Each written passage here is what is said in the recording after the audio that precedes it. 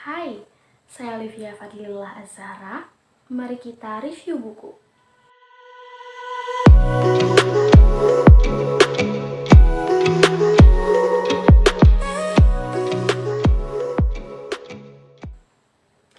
Assalamualaikum warahmatullahi wabarakatuh.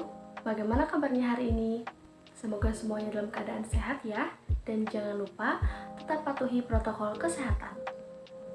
Oke, pada video kali ini saya akan mereview atau mengulas mengenai buku novel yang telah saya baca, yaitu Daun yang Jatuh Tak Pernah Membenci Angin. Nah, pertama-tama kita akan membahas bagian dari buku novel ini. Oke, jadi buku ini ditulis oleh seorang penulis yang tentunya sebagian orang pasti sudah mengenalnya. Siapa lagi kalau bukan Terelie?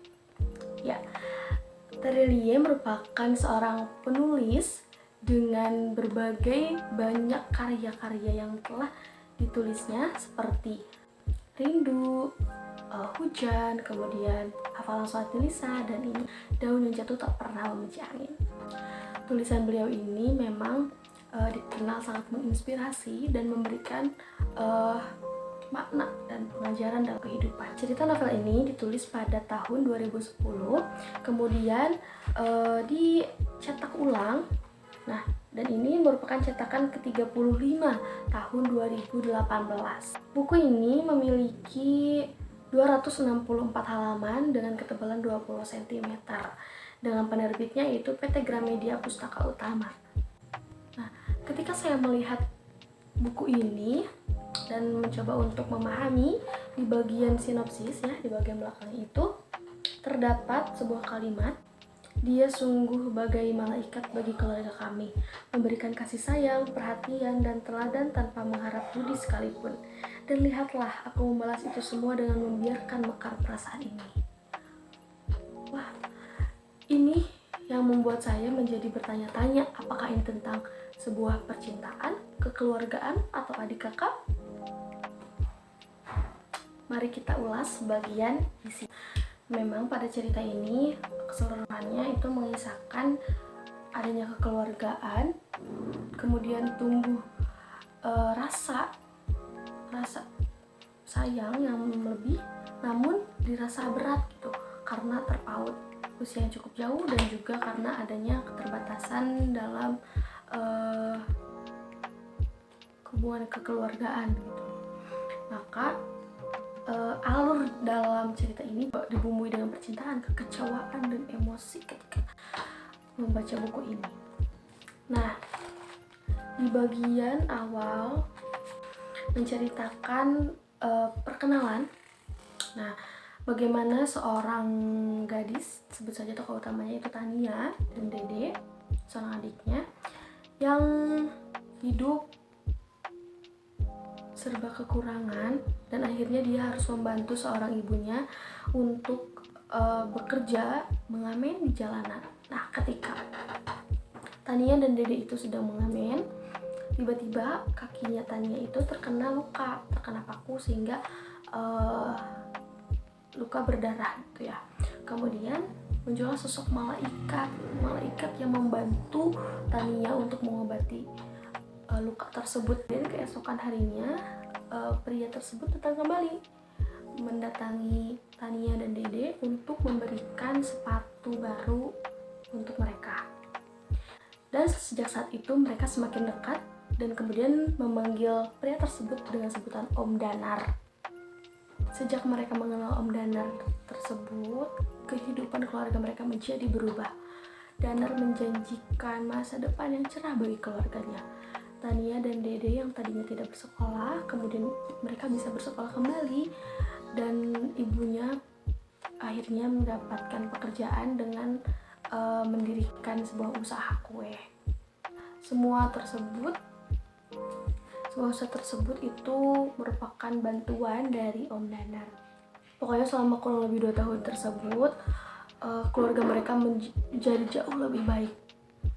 Rumah yang tadinya terbuat dari kardus pun akhirnya mereka bisa menempati rumah yang lebih layak lagi karena tadi bantuan malaikat bagi keluarganya. Kemudian semakin lama, semakin Tania tumbuh menjadi gadis yang sangat cantik dan pintar. Hingga ia pun selalu mendapat prestasi di sekolahnya dan juga bahkan mendapatkan beasiswa untuk melanjutkan sekolahnya di Singapura. Tentunya atas prestasi-prestasi yang telah Tania raih itu selalu mendapatkan pujian dan perhatian dari Om Danar. Singkat cerita, ketika Tania sudah beranjak remaja, perhatian dan kasih sayang diberikan oleh Om Danar itu rupanya tumbuh menjadi rasa yang tidak biasa, rasa yang bukan seperti adik kakak lagi. Dia menganggap bahwa perhatian yang diberikan Om Danar itu lebih dari seorang adik, lebih dari seorang kakak kepada adiknya. Bahkan Tania memiliki rasa cemburu kepada Danar dan teman dekatnya Ratna. Wah,